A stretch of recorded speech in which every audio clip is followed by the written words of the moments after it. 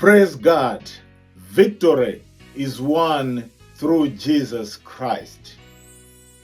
Tiyamike Ambuye, chigonjeso ndichopezeka mwa Yesu Kristu. Chimwemwe cha mtengo wapatali ndili nacho nsomu tsiku la lero Sunday, tsiku loyamba la Pasabata. Amayi ndi abambo kukulandirani mu programu ya Hymns of Hope Malawi edition. Iyi ndi programu imene imafika Sunday lililonse 7 o'clock madzulo, imene ine mkonzi komanso muulutsi wa programu imene Victor Khaula ndimakubweretserani. Umu timagawana nyimbo zosiyanasiyana zoyimbidwa ndi Amalawi osiyanasiyana ku Malawi, ena ali maiko osiyanasiyana amene amayimba nyimbo zimenezi. Mundilole ndipereke moni lero Amalawi amene muli ku South Africa, muli bwanji kumeneko? Nanga inu Amalawi amene muli ku UK, amene muli ku Australia, kapena inu amene muli ku USA, amene muli ku malo osiyanasiyana, ndikufuna ndikulandireni mwapadera. Ena muli ku Mozambique, ena muli ku Zambia, kulikonse kumene mungakhale sindingathe kutchula kulikonse, koma mukudziwa kuti Mulungu akudziwa kuti muli pamenepo. Yakwananso nthawi yoti tigawane nyimbo za mtengo wapatali zotilimbikitsa mu nthawi ya mavuto, mu nthawi yokumana ndi zobetchera. Mulungu afuna atiyankhule kupyolera mu uthenga. Programu yathu ya tsiku la lero mutu wake tikunena kuti Praise God, victory is won through Jesus. Tiyamike Ambuye chifukwa chigonjeso ndichopezeka kupyolera mwa Yesu Kristu. Inu ndine ndife anthu odala. Ifeyo inu ndine amene tili pano ku tsiku la lero tinayo nkhani ya mtengo wapatali imene tifuna tigawane. Musandisiye ndekha, tatiye tiyambire limodzi ndipo tikhale limodzi. Tapangani share programu imene chifukwa takukonzerani phwando lalikulu la nyimbo, komanso ndikhala ndikugawana nanu mawu mfundo zinayi zimene inu ndikufuna tione mu programu imene. Kusiyana kwa programu imene ndi maprogramu ena amene amakhala a nyimbo, ndiponena kuti sitikungomvera nyimbo, komanso tikufuna kulimbikitsana pa mawu osiyanasiyana popasana malonjezano amene tiwapeze m'Bible pamene ukuti kumveranso nyimbo zoyimbidwa bwino za Seventh Adventist. Mukhale pomwepo kuti zonse zimene ndakukonzerani tigawane limodzi.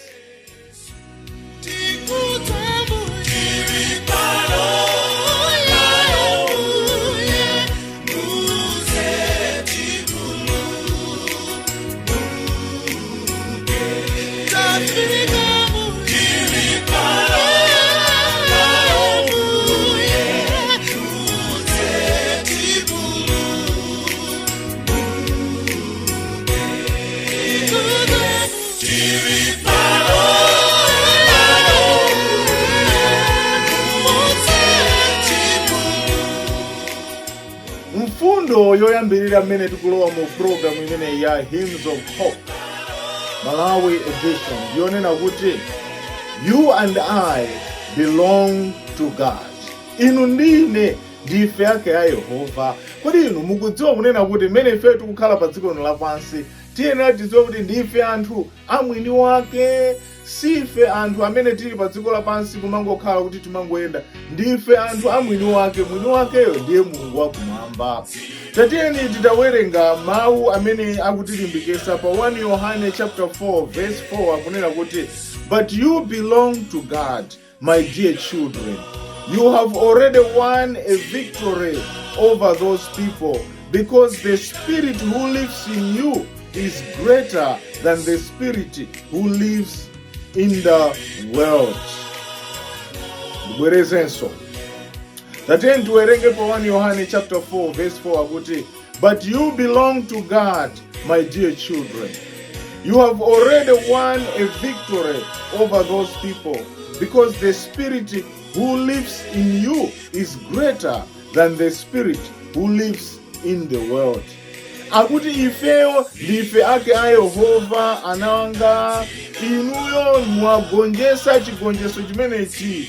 Chigonjeso chimene chikubwera chifukwa cha mphamvu yayikulu imene ili mwa Mzimu Woyera, imene Mzimu Woyera ukhala pa dziko lapansi. Ife ndife anthu ogonjesa. Nkhondo imene tili nayo, the broad controversy imene ilipo, mkangano wapakati pa chabwino ndi choyipa, kapena pakati pa Satana ndi Yesu Kristu, ndi mkangano umeneno ife pa ife toka sitingakwanise ayi. We belong to Jesus. Therefore, this battle does not belong to us. It belongs to Jesus.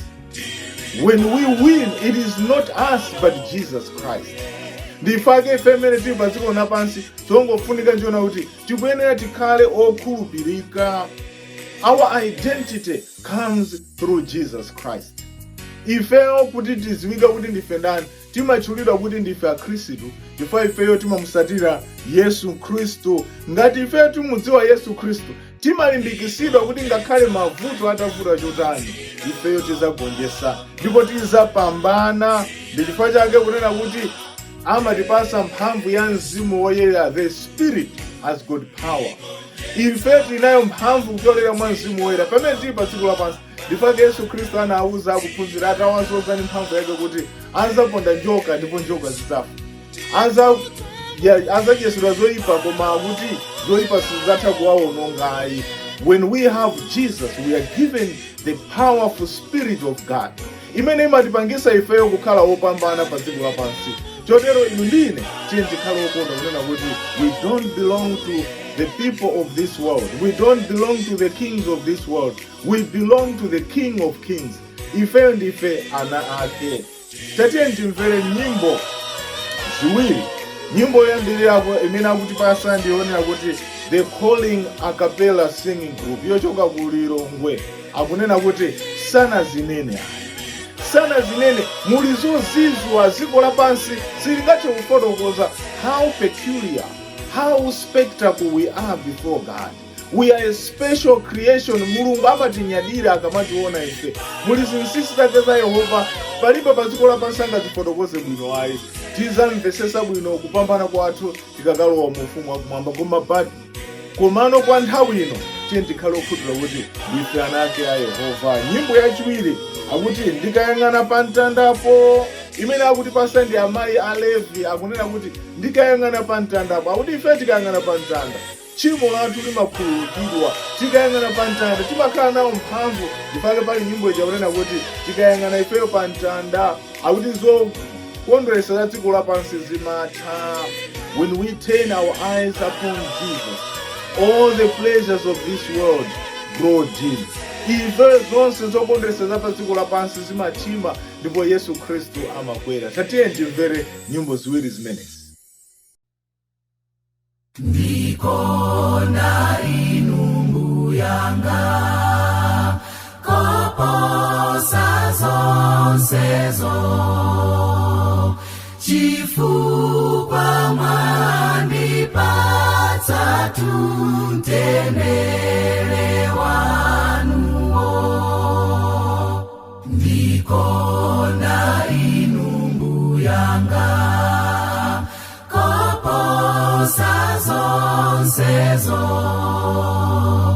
chifukwa mwandipatsa mtendere wanuwo. Sana zinene zonse za nsisi zakezo. Sana zinene watsuka inenso. Watsuka inenso. Sana zinene zonse za nsisi zakezo. Sana zinene watsuka inenso. Watsuka inenso. Ndikona inumbu yanga koposa zonsezo chifukwa mwandipatsa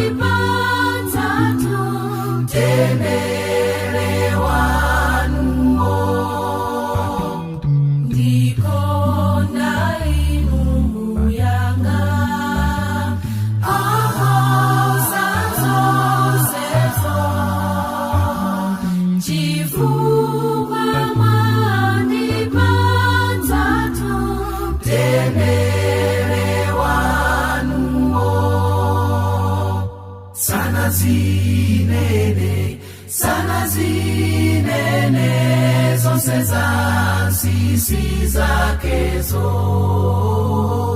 Sana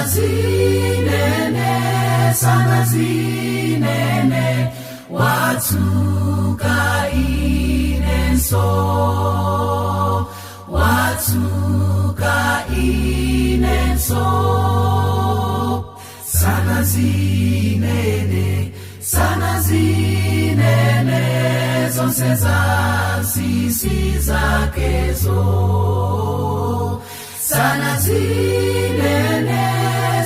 zinene, watuka inenso, watuka inenso.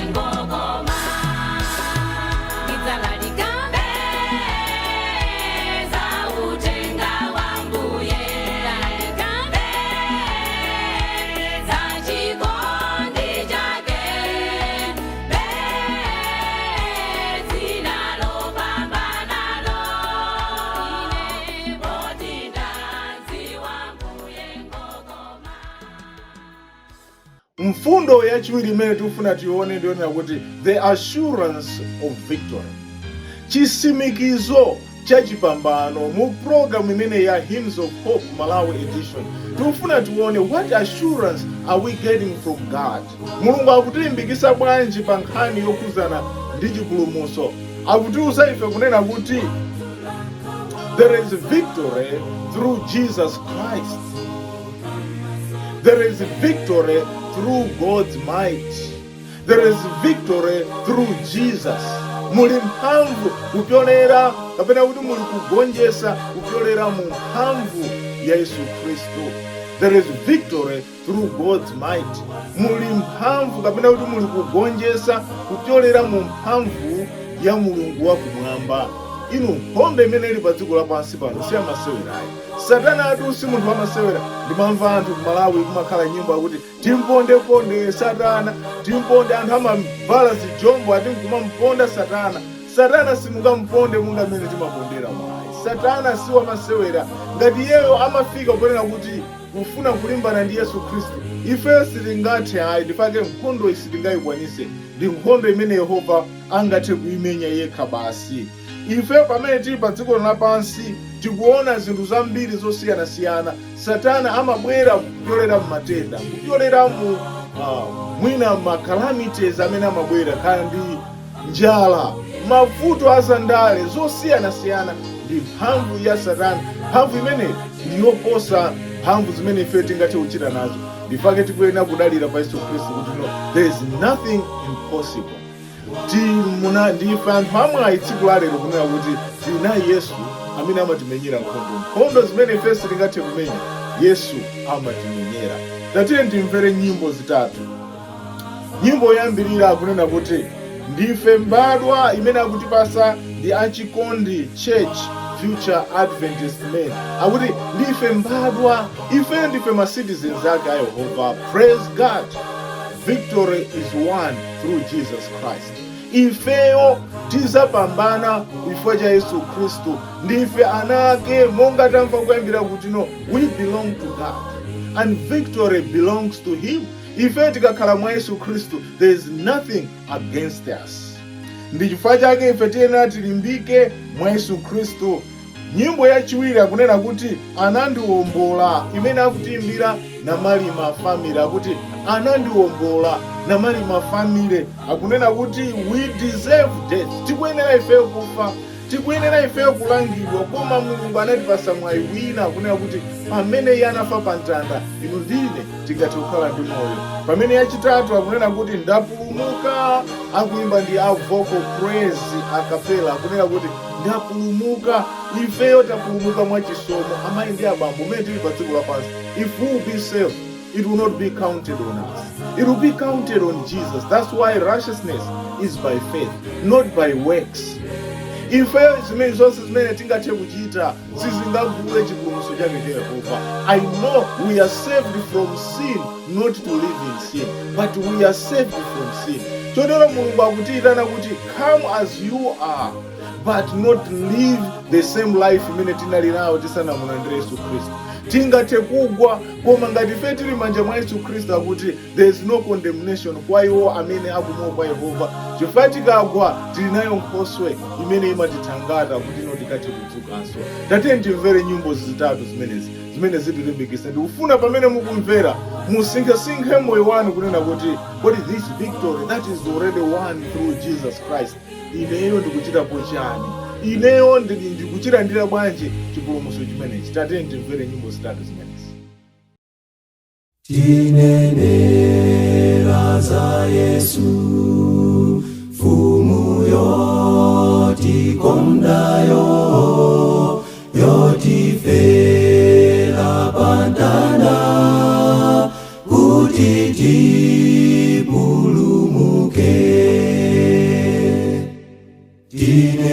Tinenera za Yesu, mfumu yotikondayo, yotifera pantanda, kuti tipulumuke. Ndife mbadwa zosankhika, ansembe achifumu tundu oyera mtima anthu a mwini wake timkweze Yesu yekha mumakalire athu kuti dziko lidziwe ndife a mwini wake timkweze Yesu yekha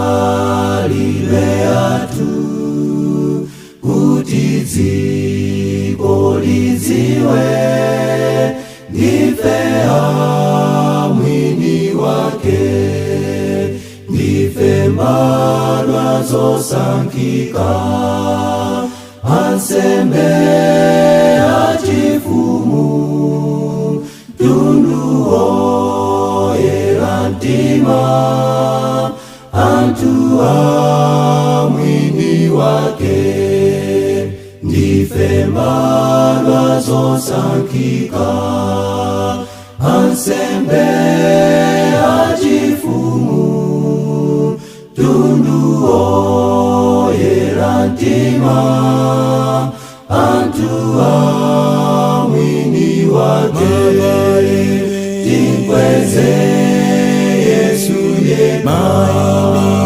timkweze Yesu yekha timkweze Yesu yekha ndife mbadwa zosankhika ansembe achifumu tundu oyera mtima anthu a mwini wake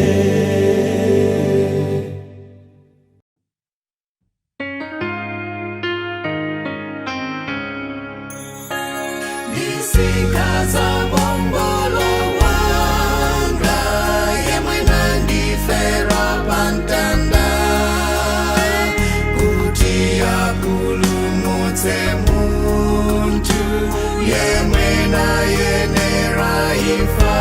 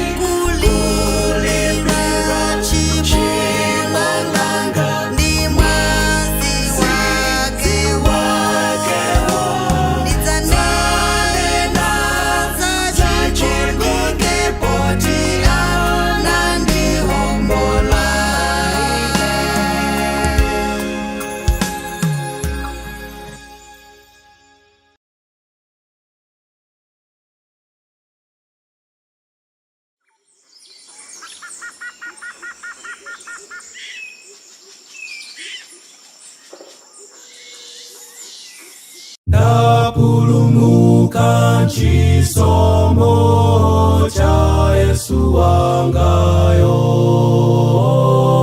anandifera pamtanda kuombola ine, ndakulidwa ndi mwaziche pamtanda Kalvari, pamtanda Kalvari, ndakulidwa ndi mwaziche pamtanda Kalvari, pamtanda Kalvari. Chimo langa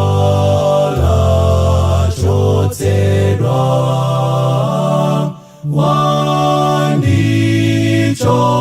wandichotsa ntopemo, ndakulidwa ndi mwaziche pamtanda Kalvari, pamtanda Kalvari, ndakulidwa ndi mwaziche pamtanda Kalvari, pamtanda Kalvari, pamtanda Kalvari, pamtanda Kalvari.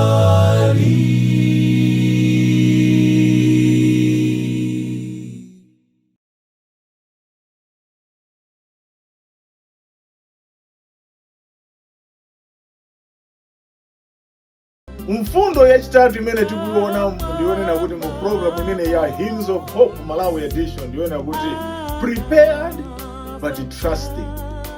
Takonzeka koma tikudalira kapena kuti tikukhulupirira. Amayi ndi abambo pamene tili pa nkhondo imene tikuyenera ife tikonzeke, koma monga mmene tafotokoza kunena kuti ngakhale nkhondo yetitakonzeka chotani sitingathe kupambana. Pali nyimbo ijamana kuti no, trust and obey, because there is no other way but trusting and obeying. Ife tingathe kukonzeka koma tidalire kwa Yehova chifukwa iyeyo ndiye komanda wathu amene akutipasa ma marching orders. Ndi chifukwa chake tikamawerenga pa buku ili la Miyambo chapter 21 verse 31, Proverbs 21 verse 31 akunena kuti the horse is made ready for the day of battle, but the victory belongs to the Lord. Akuti abulu akonzeka, abulu oti tikagwirire nawo ntchito, kaya takonzeka kandi ife asilikali tikonzeke, kandi sapato tikhale nazo, kandi magalimoto tikhale nazo, koma zonsezi tisayiwale kunena kuti victory belongs to God. Ife kuti tikapambane tikuyenera tidalire pa Yehova Mulungu wakumwamba. Alipo anthu ambiri imene timakhala pa dziko lapansi, maybe because of our education, maybe because of our education tingathe kuphunzira bwino zimenezo nzofunika. We are preparing the horses. Ife tingathe kukhala nawo ma Bible study osiyanasiyana, zonsezo we are just preparing the horses. Koma nkhani ndiona kuti ife tikagonjese zikudalira kwa Yehova. What is the proper way of preparing for this? Tikuyenera kukhala ndi nthawi yowerenga mawu a Mulungu wakumwamba, yopemphera, komanso kuchereza anthu kapena kupita mu community. Let us go out there and be of service to the community that we live in. Pochita zinthu zimenezo, we are preparing ourselves but trusting or obeying in God. Pa nthawi zambiri timapita ife patsogolo nkumusiya Yesu Khristu pambuyo. Tatiye timvere nyimbo zinanso ziwiri imene yoyambirira kutiimbira kunena kuti tatiye timvere nyimbo ziwiri. Nyimbo zimene zikusimikiza kunena kuti wogonjesa ndiye Mulungu wakumwamba. Nyimbo yoyambirira kuti wogonjesa imene akutiimbira ndi Joseph Chadereka, amene akunena kuti Ambuye ndizakusatani kulikonse kumene mungapite, ineyo ndizakusatirani. Ndi akuti ine tisankhe Yesu lero. Talimbani mu comment section kunena kuti ine ndikumusankha Yesu lero. Zikomo kwambiri Joseph Chadereka. Iyi ndi nyimbo ndimayikonda kwambiri. Ndi nyimbo imene inayimbidwa kale koma imasisimusa moyo wanga kunena kuti akuti ndizakusatani kulikonse kumene mungapite. Akati kulikonse mungapite, njira zina zimene azazitenge sizakhala zabwino ayi, kuzakhala maenje, koma podziwa kuti Yesu ali patsogolo tizapita, chifukwa Yesu ndiye wogonjetsayo. Nyimbo yachiwiri kunena kuti wakonzeka, imene akutiimbira ndi Aserafs, akunena kuti wakonzeka. Ifeyo amene tikugona, akuti amene anthu ambiri pa dziko lapansi pano tikugona tulo. Do you know that many of us are sleeping?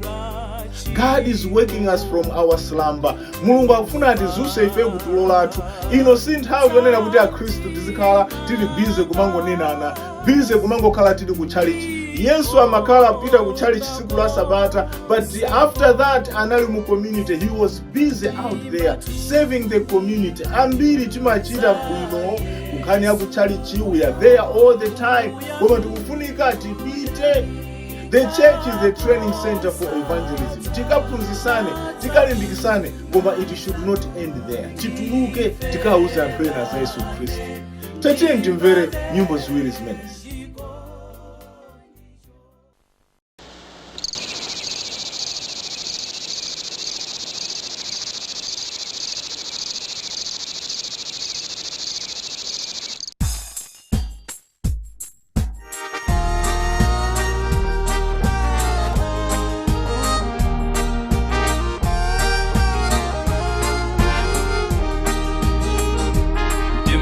Watimikiza kuti nditsatenu mukale bwenzi ndi mterezi wa moyo wanga. Zinazi ndinaziyesa ndaona zatabetabe, inu nokatu Yesu ndi bwenzi la bwino. Nawerenga zambibi yanu ndinu mbuye wokululuka, wasasungirwa mangawa banandu. Winaso sanga ndinamize ndasanka kuyenda nanu, paka nditsapekedwe korona wa moyo. Dzakutsatani ambuye ndidzakutsata ninu, pamavuto ndipamtendere ndidzewa simundisiya. Musange lelo pangani chisankho chanu lelo, samawa sizidziwika pangani chisankho lelo. Inu musange Yesu lelo.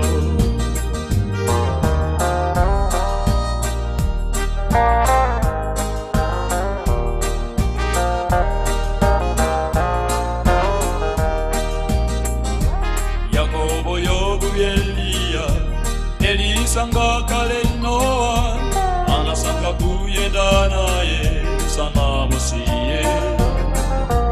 Nakumana ndima Yesero, komana pambana, oti Yesu ndiye mwini wogonjetsa. Mufuseni Nebukadineza, zanyamata tatu, inzawo uja Danieli anagoma nawo. Anaumilila pa Mulungu, komanso sana suntike, ndipo mapeto ake iyo anagonjetsa. Dzakutsatani ambuye ndidzakutsata ninu, pamavuto ndipamtendere ndidzewa simundisiya. Musange lelo pangani chisankho chanu lelo, samawa sizidziwika pangani chisankho lelo. Inu musange Yesu lelo.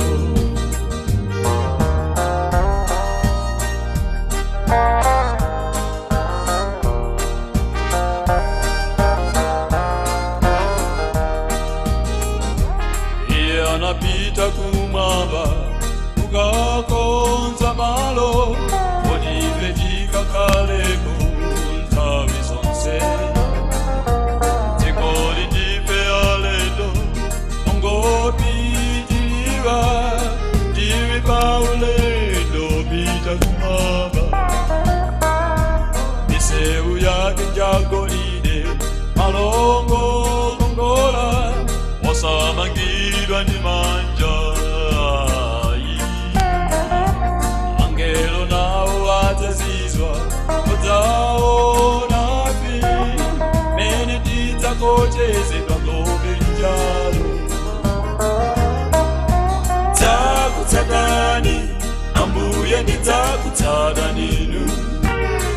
mavuto ndipantendere ndidziwa simundisiya. Musange lelo pangani chisankho chanu lelo, samawa sizidziwika pangani chisankho lelo. Inu musange Yesu lelo.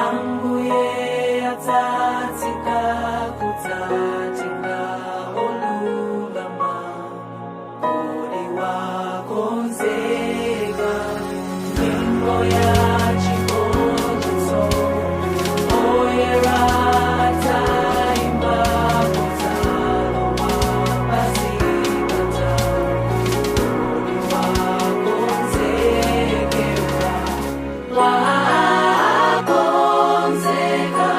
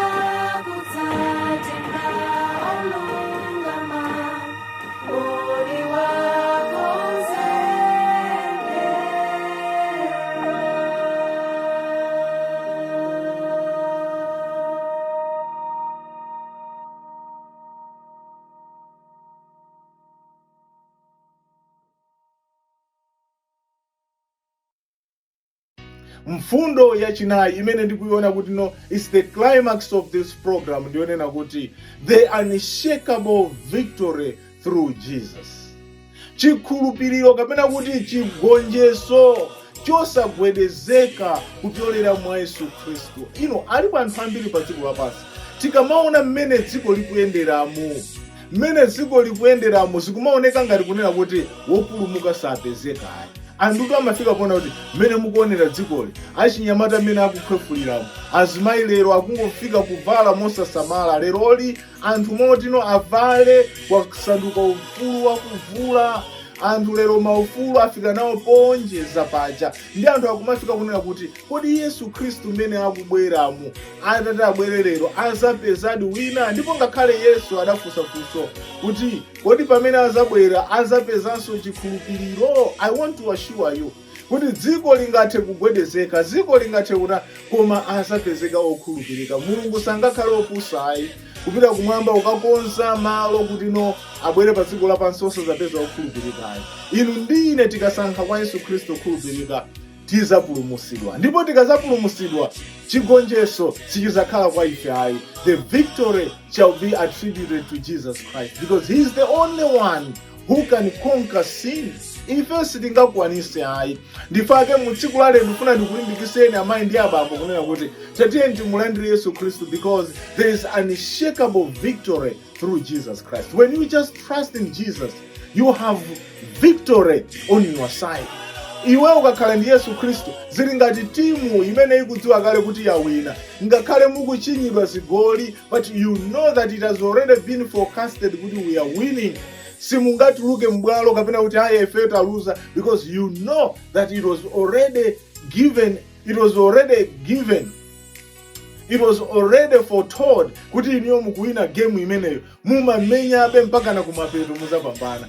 Ifeyo tu nkhondo tikumenyayi wowina ndi Yesu Khristu. Satana angathe kuoneka ngati akupambana koma ife tizagonjesa. Ndifake pa Roma chapter 8 verse 37 mpaka 39 akuti no, despite all these overwhelming things that we see on this world, palibe chimene ife chingatilekanise ife chikondi chathu ndi Mulungu wakumwamba. Kaya ndi matenda, kaya ndi kuphana, kaya ndi ndewu, kaya ndi kuma politicians amene ali corrupt, kaya ndi economic crisis, kaya ndi mabanja kusokonekera, kaya ana okhala osamvera, nothing can separate us from Jesus Christ because Jesus has already given us victory and victory is mine.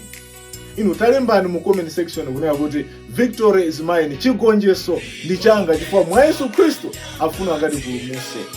Tatiye ndimvere nyimbo zitatu zosarana. Yoyambirira imene akutipasa ndi Gray Masina, nyamata wakuzomba uko amene amapemphera ku Kobe Barracks.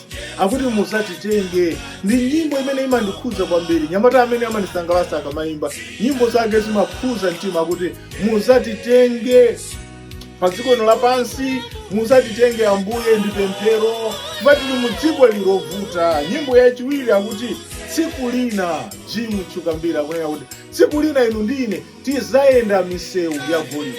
Tikakhulupirika, there is that assurance kuti tizayenda mzinda uja wa golide. Kodi inu mwakonzeka? Yachitatu azimayi a Central Malawi Conference akuti hallelujah, praise God.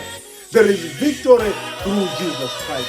Victory is won through Jesus Christ. Ifeo tizafika siku naona kuti no hallelujah. Mavuto dawagonjesa, ifa yagonja, maliro kulibe, kodi inu muzakhalako. Tamveserani nyimbo zitatu zimenezi. Ndisana kupaseni my final thoughts komanso nyimbo zomalizisa zenizeni kumapeto. Tatiye ndimvere nyimbo zimenezi.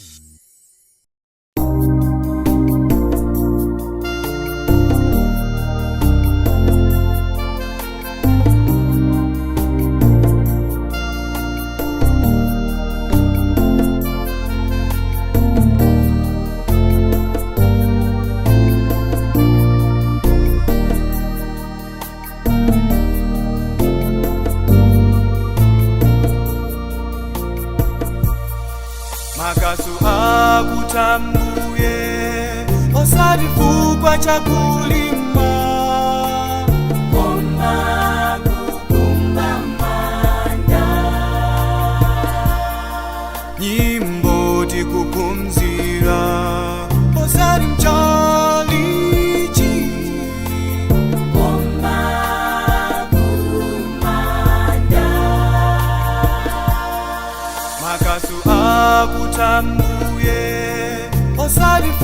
chakulima Koma kukumba manda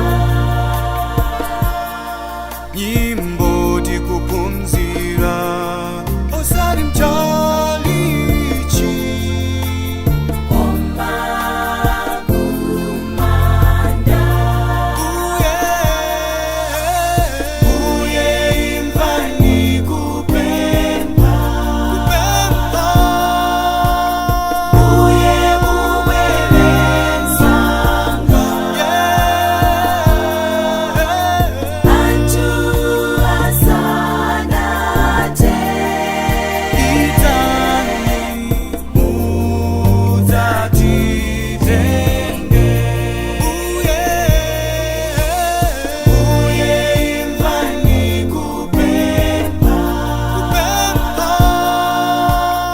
Uye mubwele nsanga Antu asanate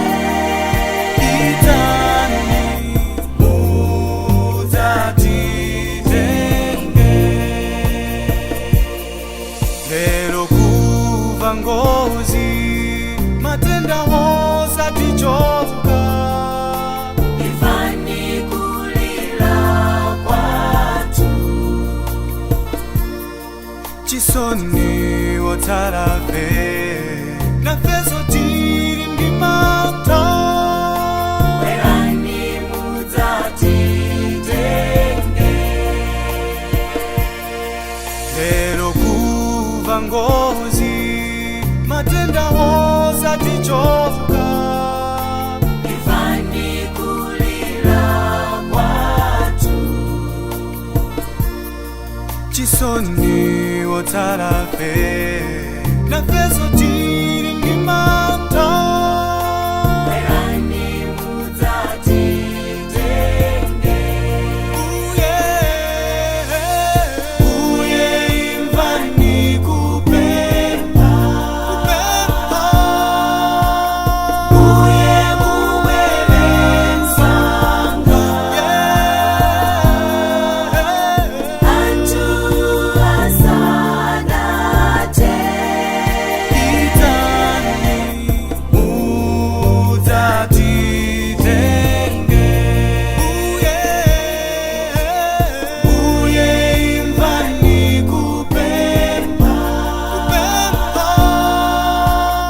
Uye mubwele nsanga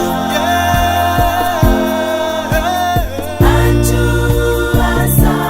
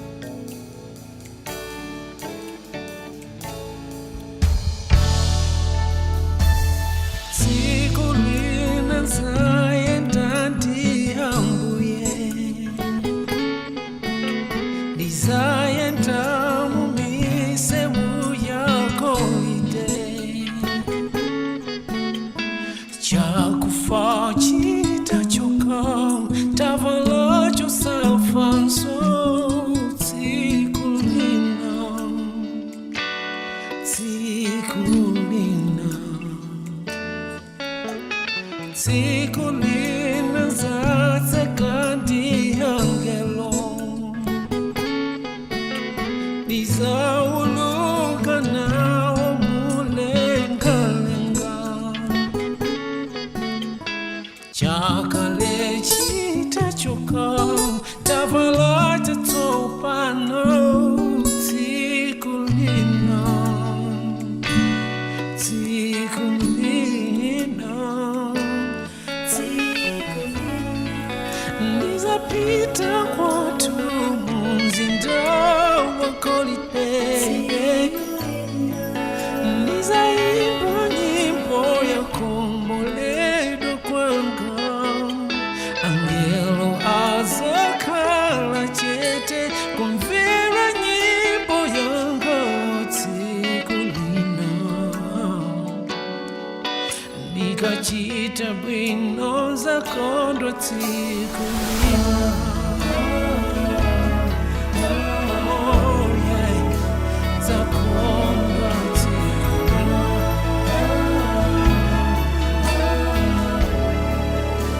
Zakondo Tikulina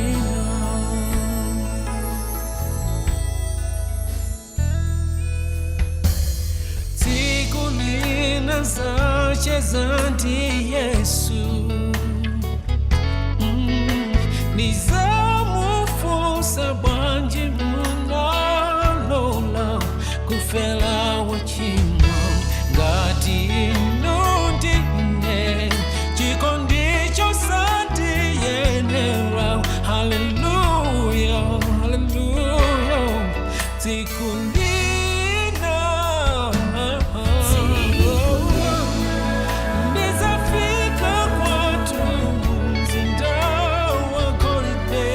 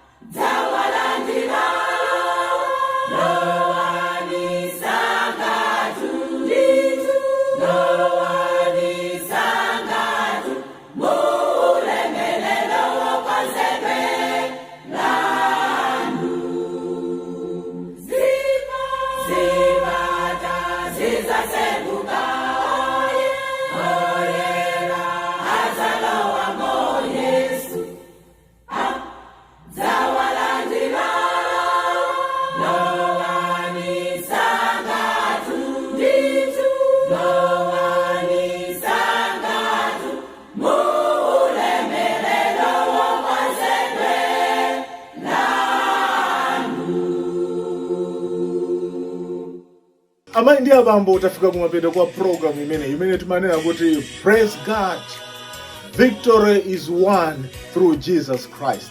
Ifeyo tagonjesa osati kupyolera mphamvu yathu ya koma kupyolera mu dzina la Yesu Kristo. Chotero atamandike Yehova. Ndikufuna ndikuthokozeni inu nonse amene Sunday lililonse 7 o'clock mumakhala pamene pakumvesera program ina imeneyi, komanso ena mumapanga share muma Facebook page anu, muma WhatsApp, komanso ndi malo osiyanasiyana. Cholinga cha program imene ndiona kuti we should share hope amidst chaos. Tikudusa mu nthawi zowawisa koma there is hope in Jesus Christ. Palibenso kwina kulikonse. Jesus Christ is our shepherd. Jesus Christ is our Lord. Jesus is everything unto us. There is nothing that he cannot solve. Vuto lililonse imene ife tingakumane nawo Yesu angathe kutigonjesera. Chotero ndikufuna ndikuthokozeni inunso oyimba amene nyimbo zanu zikuimbidwa mmenemo. Kwa inu amene mmapereka feedback, chotero mungati muli ndi nyimbo ngakhale imene ifuna izapangidwe present, tatumizani pa nambala iyi ya WhatsApp +1 269 815 2258 269 815 2258 +1 269 815 2258. Komanso mutha kutumiza nyimbo zanu kapena feedback yanu pa email iyi victorkhaula@gmail.com. Ambuye akudaliseni. Inu nthawi itu yatha. Ndikumakonda kunena mawu amene wakunena kuti dziko ili amanena kuti nthawi zambiri dansi kamapita kumapeto imakoma, imaoneka kuti ikukoma ndithu, koma umangopezeka kunena kuti ino adula ena mwendo uzakhala uli mwamba. Ambuye abwera posachedwa. Ambiri ife azatipeza titatanganidwa, koma muzatanganidwa ndi chani? Odala amene azatipeza titatanganidwa kumuimbira Yehova nyimbo. Monga Malawi and Adventist musicians ali pa moto pano kulalikira uthenga, ena woimba monga Alex Mandala ndi woimba osiyanasiyana akuchita ma effort akulalikira. Ambuye akudaliseni. Tatiye ndigwirani manja. Yesu akubwera ndipo pozabwera azatipeza ife tikuchita ntchito yake. Munali ndi ine Victor Khaula, mkonzi komanso muulusi wa program imene ya Hymns of Hope Malawi edition. Tizaonanenso sabata ya mawa pa ndikubweranso ndi programu ina yapadera imene inu ndine tizathe kulimbikisana. Mukhale ndi sabata yopambana. Until next week Sunday. Bye. Far, far away on Judea's plains, shepherds of God and the joyous strains. Glory to God, glory to God, glory to God in the highest. Peace on earth, goodwill to men. Peace on earth, goodwill to men. Sweet are the strains of redeeming love, message of mercy from heaven above. Glory to God, glory to God, glory to God in the highest. Peace on earth, goodwill to men. Peace on earth, goodwill to men. Lord, with the angels we too will rejoice. Help us to see